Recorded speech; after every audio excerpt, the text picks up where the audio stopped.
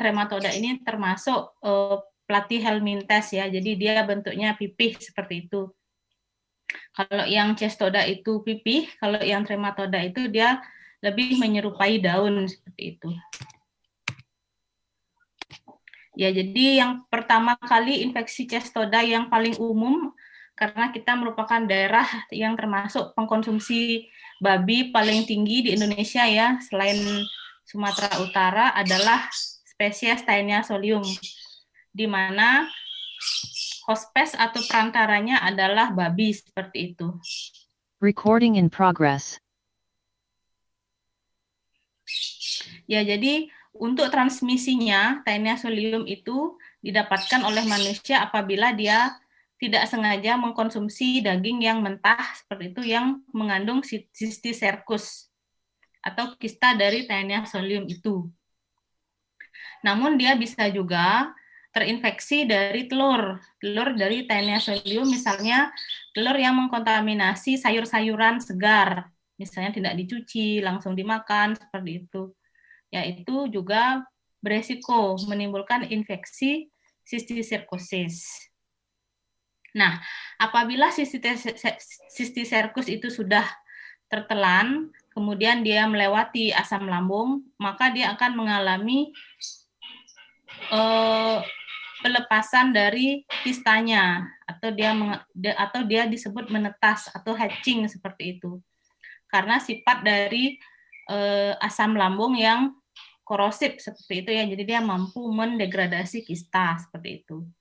Nah, apabila dia mendapatkan lingkungan yang cukup, kondisinya baik seperti itu di dalam lambung maupun usus halus manusia, dia akan mengeluarkan onkosfernya. Nah, ini bakal-bakal akan menjadi Taenia solium dewasa seperti itu. Nanti onkosfer itu dia sudah punya kepala dengan kait ya, dan dia akan melekat pada mukosa epitel usus, pada usus halus ya.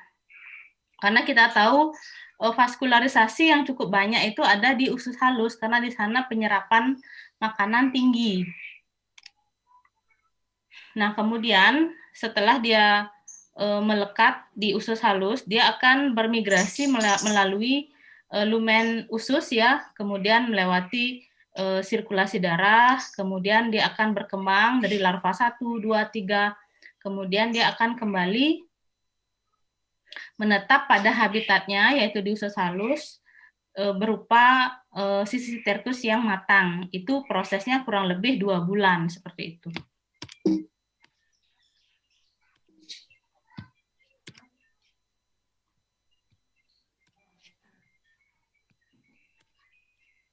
Nah, jadi ini siklus hidupnya ya. Jadi onkosfer yang berkembang di dalam Cysticercus itu, dia akan masuk ke tubuh manusia secara tidak sengaja, seperti itu. Ini prosesnya hampir sama ya antara Taenia saginata dengan Taenia solium, seperti itu. Cuma bedanya kalau Taenia saginata dia tidak punya kait, kalau Taenia solium dia punya kait. Nah, bentuknya sendiri dilihat seperti pita ya. Jadi segmented ya, tersusun seperti pita, berlipat-lipat. Kemudian di setiap segmen itu ada telurnya, disebut juga proglotid. Nah, proglotid di sini ada yang matur dan imatur. Kalau yang matur itu sudah mengandung telur seperti itu. Nah, adapun perbedaan dari proglotid, Taenia saginata dan solium itu dari segi ukuran dan kerapatan ya. Kalau saginata itu dia lebih panjang, ukurannya sekitar 4-5 cm. Kalau solium itu 2-3 cm. Kalau orang-orang yang mengeluh keluar pita putih atau seperti ampas nangka dari anusnya, itu kemungkinan besar dia terinfeksi antara Taenia saginata maupun solium. Di Madura juga cukup tinggi ya kasus Taenia saginata karena di sana pengkonsumsi apa di Madura, orang di Madura senang makan apa? Senang makan apa di Madura? Izin jawab dokter, mungkin sate dokter. Iya, jadi di sana senang makan sate, terutama sate yang setengah matang. Ya, jadi sangat terkenal ya sate Madura gitu. Nah, ini kalau orangnya, manusianya itu tidak berperilaku hygiene, dia BAB sembarangan, maka BAB-nya itu dimakan lagi oleh atau mengkontaminasi lagi rumput maupun sayur-sayuran, seperti itu dimakan lagi oleh sapi, kemudian babi. Nah, itu akan berputar terus siklusnya.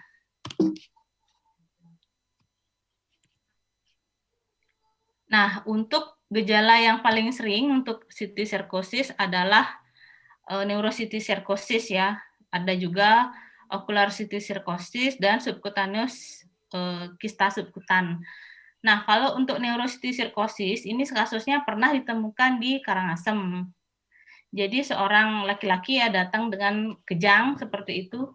Setelah dilakukan CT scan ternyata terdapat lesi, space occupying lesion ya. Jadi ada kaitnya, ada oncosfernya di dalam sol itu, di dalam kista itu ditemukan di otak. Nah, untuk prevalensinya itu cukup rendah ya, sekitar 2% dari total infeksi semua spesies helmin ya. Kadang-kadang karena dia imunnya bagus, manusianya itu kadang-kadang tanpa gejala. Nah, untuk gejala yang sering muncul itu tergantung lokasi dari kistanya. Kemudian jumlah parasitnya, kemudian ukurannya, kemudian stadiumnya, apakah dia stadium larva. Jadi semakin besar ya ukuran parasitnya itu, maka reaksi imun itu akan semakin ganas untuk menghancurkan dari si larva atau kista tersebut. Jadi sebaiknya kalau pasien dengan infeksi helmin yang berada di jaringan itu harus diberikan steroid. Bahkan harus diberikan steroid yang dosis tinggi, misalnya dexamethasone yang dosis tertinggi. Karena kenapa? Jadi selain dirusak oleh parasit, jaringan misalnya ya jaringan otak maupun jaringan otot itu bisa rusak akibat serangan sistem imun dari si pasien itu atau host itu sendiri, seperti itu. Kadang-kadang kalau dibiarkan juga dapat menyebabkan epilepsi ya yang sifatnya vokal seperti itu, kelemahan separuh tubuh, kemudian kelainan ekstrapiramidal. Jadi tergantung otak mana yang diinfeksi seperti itu. Kemudian perubahan status mental, kemudian perubahan kognitif dan perilaku seperti itu. Nah, untuk jenisnya ada intraparenkimal, neurocysticercosis dan ekstraparenkimal. Yang ini maksudnya adalah dia lokasinya itu di parenkim otak atau di luar parenkim otak, misalnya di meningen atau di ya lapisan epidural, apa subdural seperti itu. Apakah dia di luar tempatnya atau di dalam seperti itu. Kalau dia di dalam, dia biasanya sering menimbulkan kejang seperti itu. Dan prognosisnya cukup bagus seperti itu ya. Kalau yang ekstraparenkimal, biasanya dia akan menekan sistem-sistem di luar parenkim sehingga menyebabkan blokade ya, terutama blokade dari cerebrospinal fluid. Jadi menyebabkan peningkatan intrakranial. Jadi sehingga terjadi intrakranial hypertension. Dan kalau terjadi peningkatan tekanan intrakranial itu beresiko herniasi otak. Bisa herniasi ke bawah atau herniasi ke samping. Itu yang menyebabkan prognosisnya fatal atau dapat menyebabkan kematian seperti itu. Nah, untuk ocular cysticercosis ini kasusnya cukup jarang, tapi di Afrika itu ya ada kasusnya seperti itu. Jadi pada pemeriksaan mata itu didapatkan larva seperti itu atau oncosfernya ya di badan vitreusnya atau kadang di konjungtivanya seperti itu. Jadi dapat menyebabkan kebutaan. Untuk mencegahnya adalah memberikan obat antiparasit agar reaksi inflamasinya itu tidak menyebabkan kerusakan yang advance di mata seperti itu. Untuk diagnosisnya yang paling penting adalah ronsen ya. Jadi kalau bisa di CT scan gitu, kalau fasilitasnya cukup bagus bisa di dilanjutkan dengan MRI seperti itu untuk mendapatkan space occupying lesion-nya ya, kistanya tuh lokasinya di mana gitu. Kemudian diagnosis serologi, jadi harus ditemukan IgG maupun IgE gitu ya, anti Taenia solium atau anti Taenia saginata. Kalau bisa ketemu antigen, tapi sulit ya. Jadi kalau parasitnya itu dia shedding antigen, itu dia tidak akan terdetek. Yang paling mudah adalah deteksi antibodi dari si pasien. Kemudian analisis cerebrospinal fluid ya, analisis CSF itu bisa ada gambaran peningkatan protein, kemudian ada pleositosis yang ringan, jadi sel-sel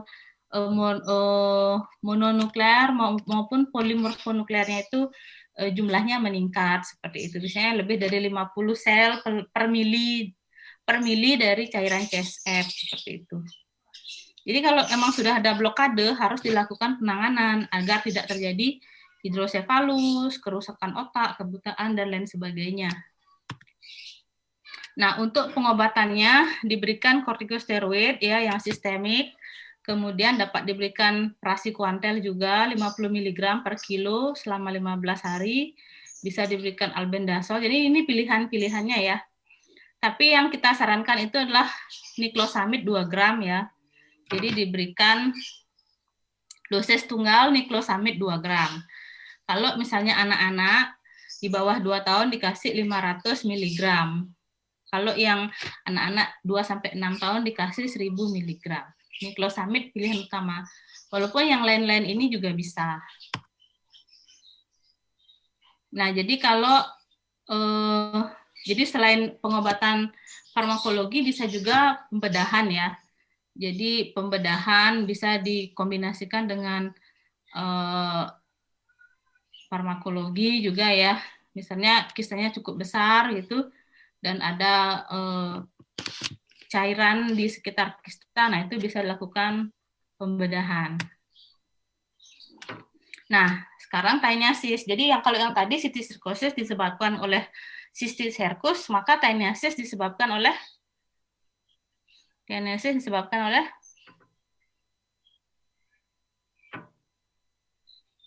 kalau tadi kista itu adalah larva atau bentuk lain dari spesies Taenia, kalau ini berarti kalau taeniasis yang menyebabkannya adalah apanya? Larva, telur, cacing dewasa? Apanya? Yudis Ngurah?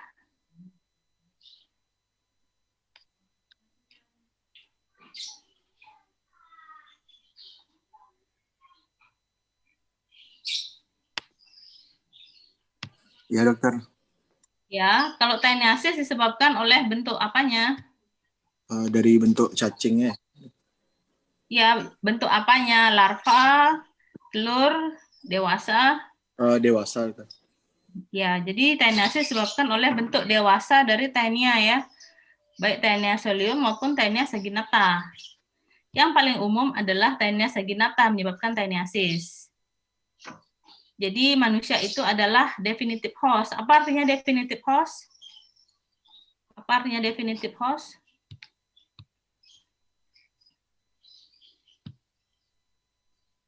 Apa artinya definitive host? Tempat apa?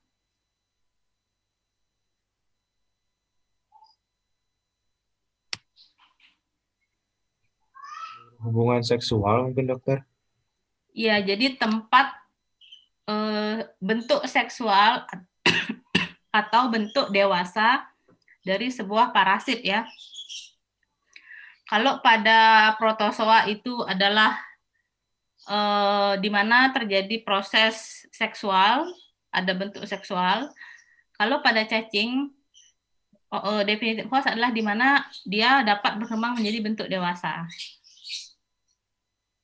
Nah, untuk intermediate host-nya adalah hewan ternak ya, bisa kerbau, terus sapi gitu. Hewan ternak gitu ya. Terus, jadi kalau panjangnya, ini yang paling panjang didapatkan ya, pernah didapatkan itu adalah 10 meter. Jadi bayangkan dia itu bergulung-gulung seperti bola kasti, setelah dipanjangkan itu ukurannya sekitar 10 meter. Tapi kalau yang kita temukan sehari-hari ya, yang sering ditemukan itu paling 2-5 meter. Dengan beratnya itu sekitar 20-30 gram. Jadi kepalanya itu ada penghisapnya ya, saker seperti ini, tapi tidak ada kait atau hookletnya. Kemudian untuk gejala klinisnya itu biasanya asimptomatik ya. Jadi orang itu baru merasakan gejala apabila ukuran cacingnya udah besar. Jadi gejalanya itu nyeri perut, kemudian mual, muntah, distensi, dan sulit makan, tidak nafsu makan.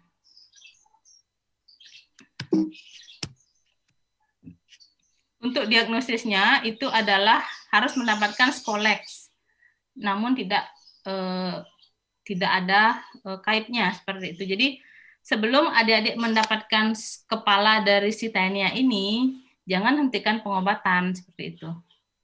Karena kalau dia yang keluar tuh hanya badannya, nanti kepalanya bisa membentuk segmen baru. Jadi pengobatannya tidak tuntas. Kalau secara mikroskopik itu tidak bisa dibedakan antara telur Taenia dengan telur Taenia solium dengan telur Taenia saginata. Untuk ukuran dan jumlah cabang uterusnya itu dapat dibedakan seperti yang saya bilang tadi. Tapi ada beberapa penelitian juga yang menyatakan bahwa telur Taenia saginata itu dia lebih ungu dibanding Taenia solium. Bisa juga dengan PCR ya. Kalau PCR pasti dia ini adalah DNA dari Taenia solium. Ini adalah DNA dari Taenia saginata. Itu udah pasti. Bisa juga antigen ya. Jadi antigennya itu juga cukup tinggi sensitivitasnya. Namun dapat juga negatif palsu ya. Jadi sebenarnya dia ada tapi tidak terdeteksi karena jumlah atau titernya sangat rendah seperti itu. Untuk pengobatannya sama ya. Pilihannya bisa pakai praziquantel atau niclosamid. Nah, kemudian Taenia saginata asiatica. Ini sebenarnya dia bentuknya mirip Taenia saginata, tapi host space-nya babi. Ini ditemukan di Samosir ya, di sungai Danau Toba. Di Danau Toba. Ini memang spesies yang cukup unik ya, yang ada di Indonesia. Walaupun juga di Taiwan dan Korea juga ditemukan.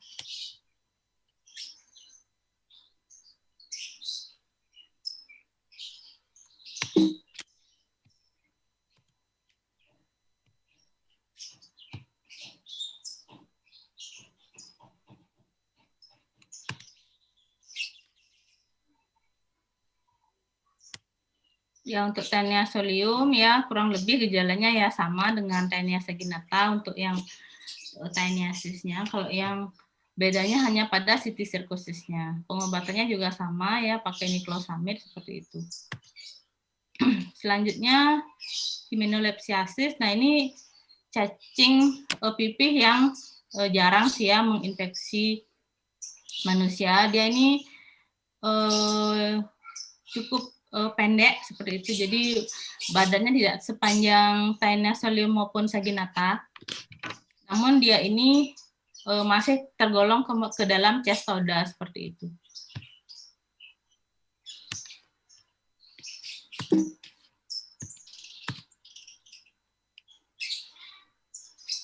Ya pengobatannya sama dengan Taenia ya. Untuk pemeriksaannya ya sama dengan mikroskopik, kemudian antigen dan antibodi, pengobatan dengan niclosamid, dapat juga praziquantel maupun mebendazole seperti itu. Kalau diplobotriasis ini kasusnya cukup sering di Jepang karena dia makan apa? Kenapa di Jepang dia makan apa? Makan sushi, dokter. Iya, jadi untuk intermediate host dari diplobotriasis ini adalah ini ya Cyclops ya. Cyclops itu sejenis serangga di laut. Kemudian Cyclops ini dimakan oleh ikan. Nah, ikan ini akan terinfeksi oleh larva Diplobotriasis.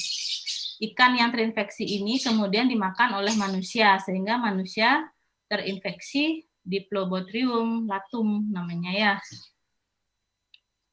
Nah, untuk bentuk telurnya seperti ini bentuk dewasanya. Ya, di Jepang cukup sering, kalau di Indonesia mungkin jarang. Jadi hati-hati kalau makan sushi yang tidak tidak tersertifikasi, mungkin restorannya atau hotelnya ya.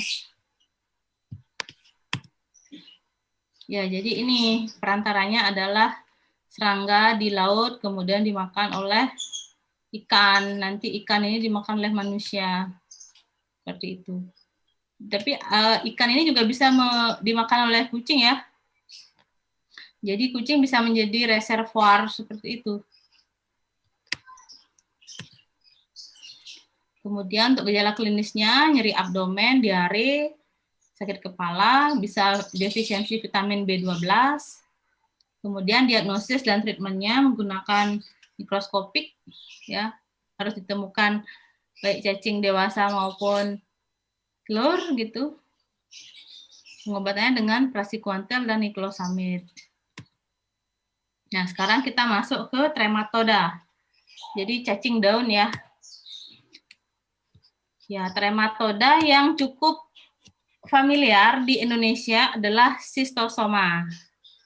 Yang spesies apa? Ada yang tahu?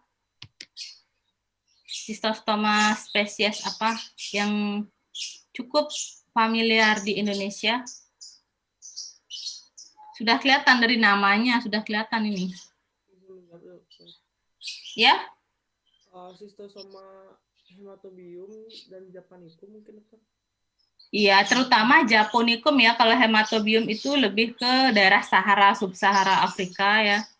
Kalau di Indonesia adalah Schistosoma japonicum. Itu ditemukan di Sulawesi Tenggara. Namanya Danau Lindu. Nah, di sana merupakan habitat alami dari Schistosoma japonicum. Walaupun sebenarnya aslinya ya awalnya dia ditemukan di Jepang. Tapi ternyata di Indonesia juga ditemukan spesies yang sama seperti itu.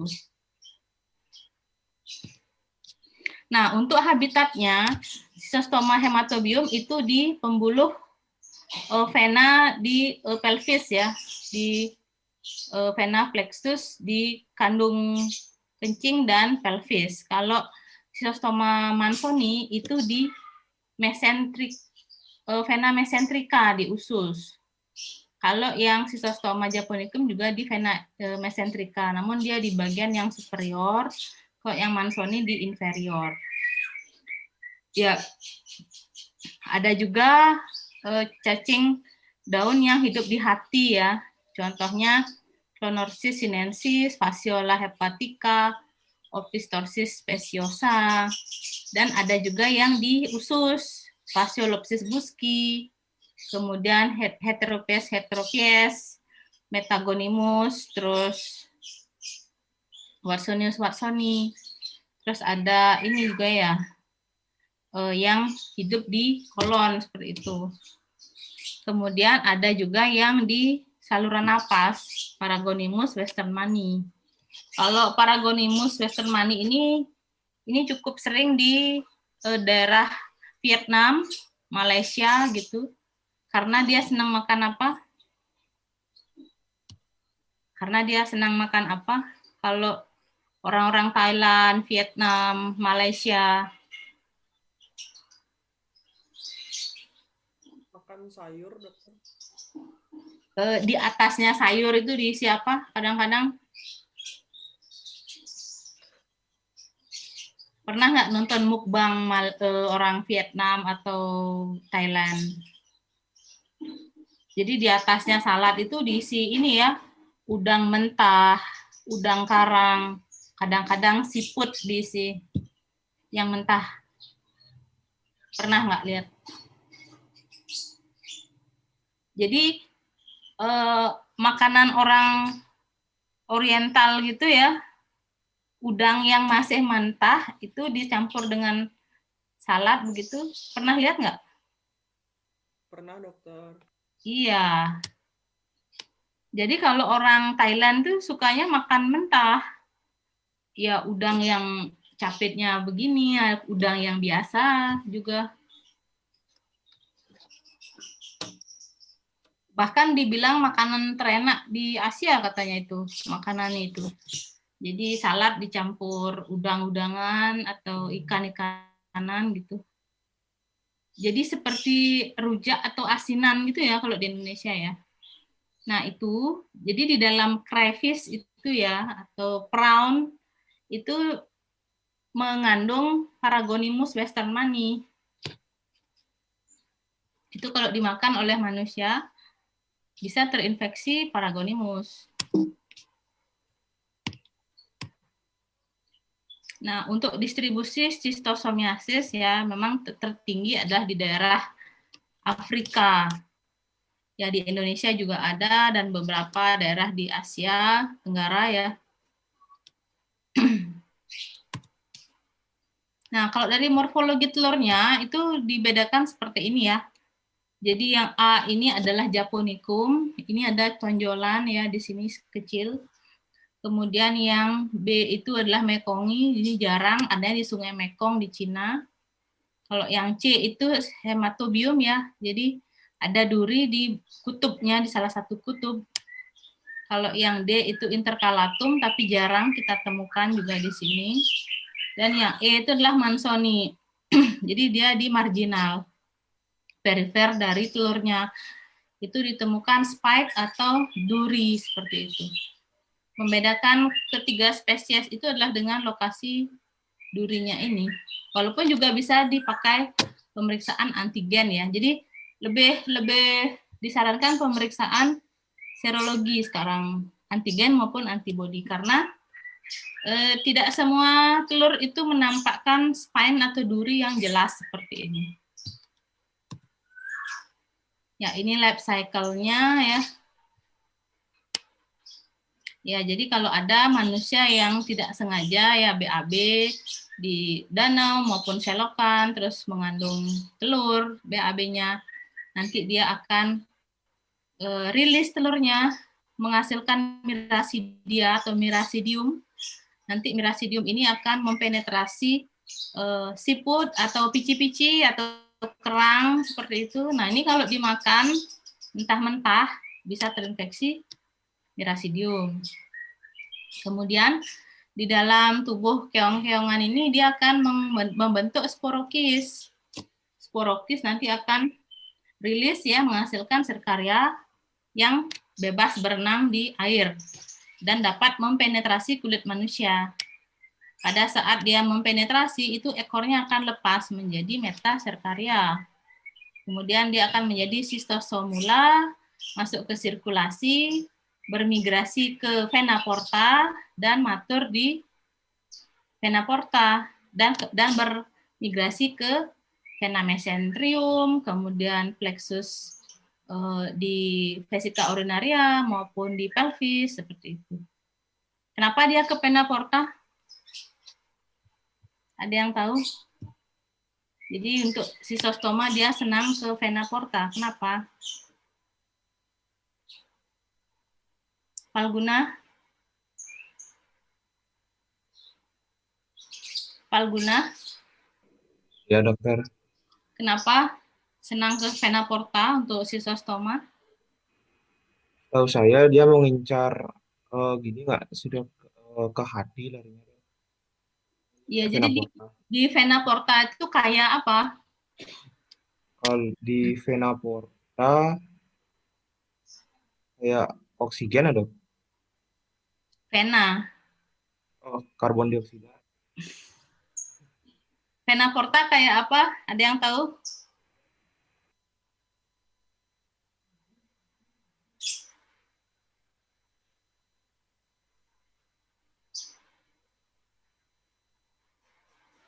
Vena porta itu fungsinya apa? Ada yang tahu? Habis kita makan, terus dibawa ke vena porta, diapain? Sari makanan, dokter. Iya, di vena porta itu kayak sari makanan. vena porta akan membawa darah ke hati untuk diapakan? Sari-sari makanan itu diapakan di hati?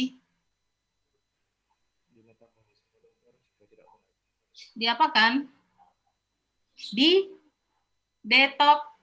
Detok apa?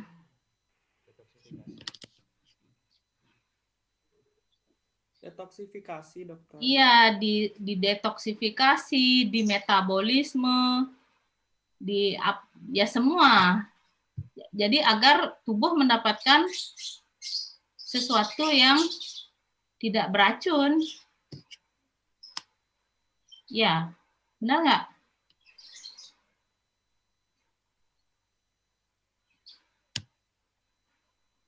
Ya, untuk Schistosoma hematobium ya bentuknya seperti ini ya. Ini malah lebih tua dibanding kita-kita semua ya. Ditemukan di mumi Mesir.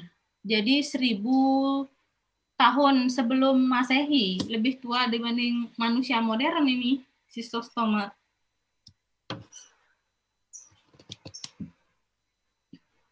Ya dia ini cukup banyak ditemukan di Mesir seperti itu, bahkan di mumi ya. Jadi karena orang-orang dulu mengandalkan danau, sungai untuk minum, makan seperti itu ya. BAB, MCK.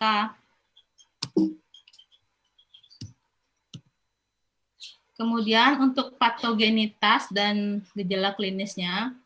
Jadi kalau dia masuk ke kulit itu bisa menyebabkan iritasi ya, disebut serkarial dermatitis. Atau kalau orang habis berenang itu gatal-gatal disebut juga swimmer itch. Bisa juga panas, sakit kepala, lemah letih lesu, urtikaria, kemudian pembesaran hati, lien gitu. Jadi sindromnya disebut juga Katayama fever karena yang menemukan ini Bapak Katayama namanya. Nah, kalau pada saat peletakan telur, dia itu akan menyebabkan iritasi, kemudian infeksi, bisa menjadi sensasi nyeri, panas saat kencing, kemudian bisa menyebabkan hiperplasia, inflamasi, juga akan mengarah ke keganasan seperti itu kalau sudah parah hiperplasianya. Bisa terbentuk abses sampai terjadi sistitis kronis ya, bisa juga terjadi batu ya, batunya bisa oksalat dan lain sebagainya, bisa asam urat seperti batu asam urat maksud saya ya. Kemudian bisa juga terjadi blokade dari ureter sehingga terjadi hidroureter. Kemudian untuk diagnosis laboratoriumnya dengan mikroskopik ya, yang diperiksa apanya ini? Kalau mikroskopisnya, feses atau apanya yang diperiksa mikroskopisnya? Kutu seban.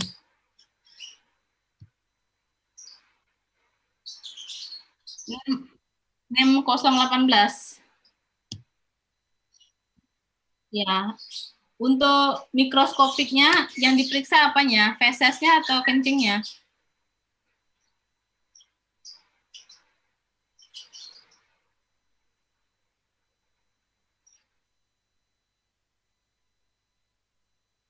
Ini di slide saya tidak jelas berarti ya ini. Ini di slide saya bacaannya apa? Berarti tidak menyimak ya.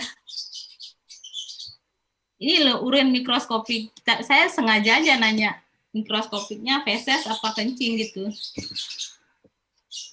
Jadi Schistosoma hematobium mikroskopiknya adalah memeriksa kencing ya, karena telurnya itu berada di saluran kencing, bukan di saluran cerna. Kalau Japonicum, di feses atau di kencing?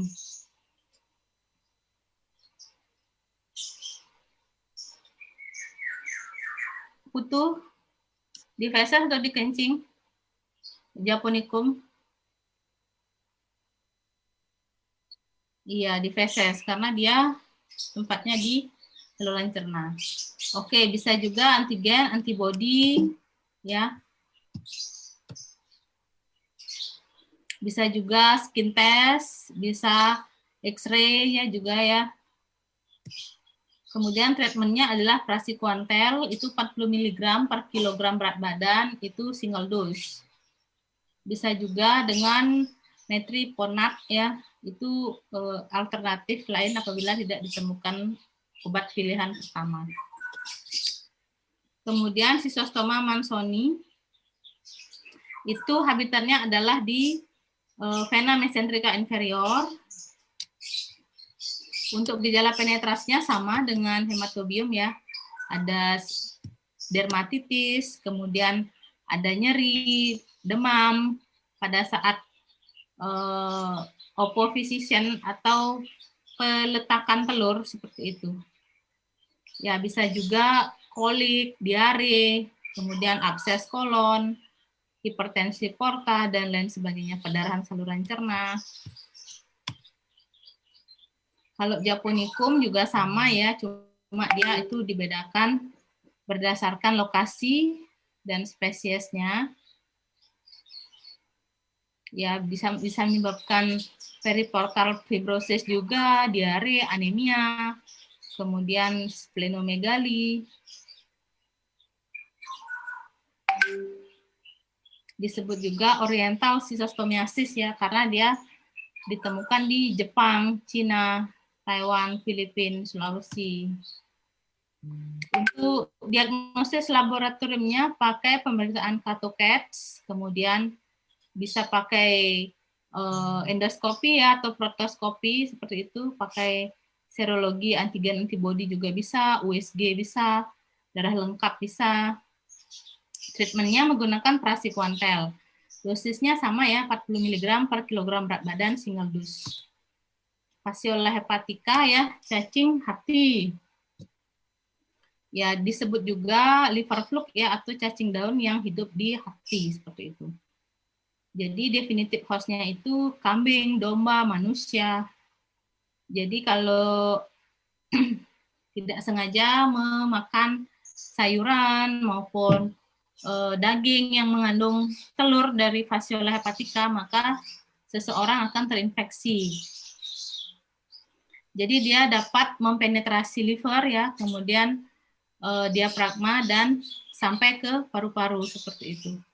Jadi akan terasa nyeri di kuadran kanan atas, ada eosinofilia, ada hepatomegali.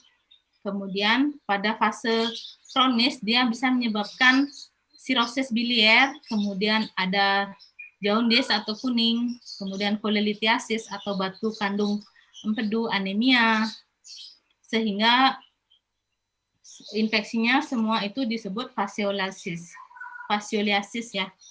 Kemudian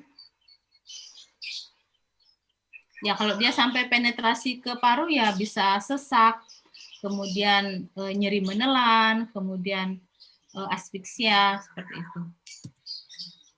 Untuk diagnosisnya menemukan telur di feses, yaitu telur Fasciola hepatica. Tapi sulit dibedakan dengan Fasciolopsis buski ya, sehingga harus dilakukan pemeriksaan serologi, baik antigen maupun antibodi. Untuk treatmentnya pakai triclabendazole 10 mg per kilogram berat badan single dose. Kemudian Fasciolopsis buski ya, ini disebut juga giant intestinal fluke karena ukuran telurnya yang sangat besar. Jadi ini banyak ditemukan di kampung, enceng gondok, apalagi tumbuhan air yang sering kalian makan. Tumbuhan air yang sering kalian makan apa? Selain kangkung. Ada yang suka makan lotus root? Lotus root? Atau apa ya? Ya kangkung sih ya yang paling ini ya, familiar ya. Jadi jangan makan kangkung yang mentah. Apa semua suka makan plecing nggak di sini? Nggak semua ya. Pokoknya jangan makan makanan yang mentah, itu aja kuncinya. Patogenesisnya itu dapat menyebabkan ulcerasi duodenal ya, maupun jejunum, sehingga terjadi malabsorpsi vitamin, protein, seperti itu. Kalau sampai terjadi hipoproteinemia, bisa menyebabkan edema, asites, anemia, kelemahan tubuh ya, dan diare seperti itu. Sampai yang paling parah itu ileus paralitik. Jadi ususnya itu tidak dapat bergerak dengan bagus. Untuk treatmentnya adalah praziquantel. Ya, sampai sekian. Ada pertanyaan? Silakan.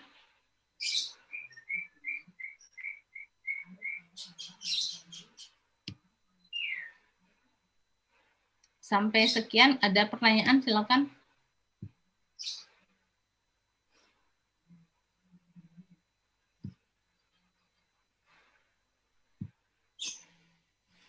Ada pertanyaan? Silakan. Apabila ada yang kurang jelas, silakan ditanyakan kembali.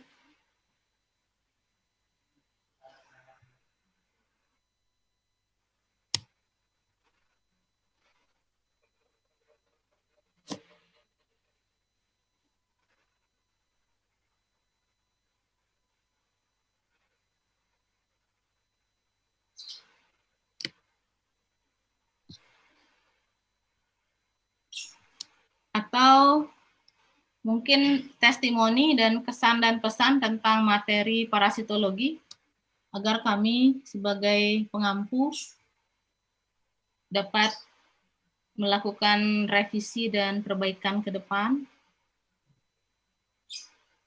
mengenai materi parasitologi.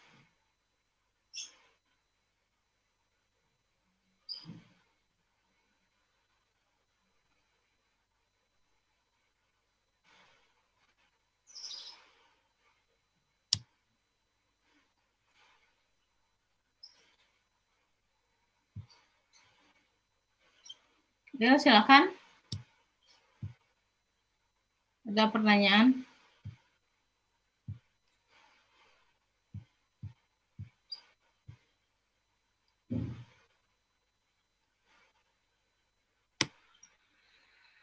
Cukup jelas atau belum jelas?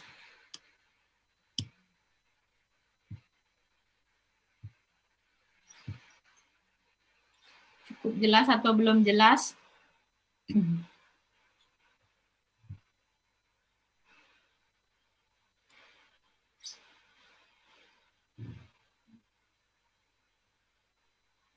Satya, gimana Satya? Putu Satya. Ya, dokter. Gimana? Cukup jelas? Apa ada yang belum jelas? Silakan ditanyakan. Sudah jelas dari saya, dokter.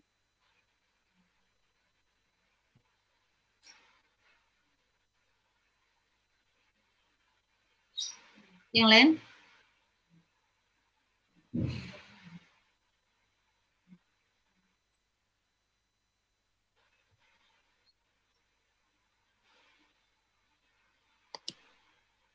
Oke, apabila ada pertanyaan, silakan diketik di kolom tanya ahli ya. Nanti saya akan balas chat kalian. Apabila tidak ada pertanyaan, kita akhiri ya untuk kuliah cestoda dan trematoda. Semoga dapat menjawab soal dengan baik ya. Selamat siang, selamat kembali beraktivitas. Terima kasih dokter. Terima kasih, dokter. Terima kasih, dokter. Sama-sama. Terima kasih, Dok.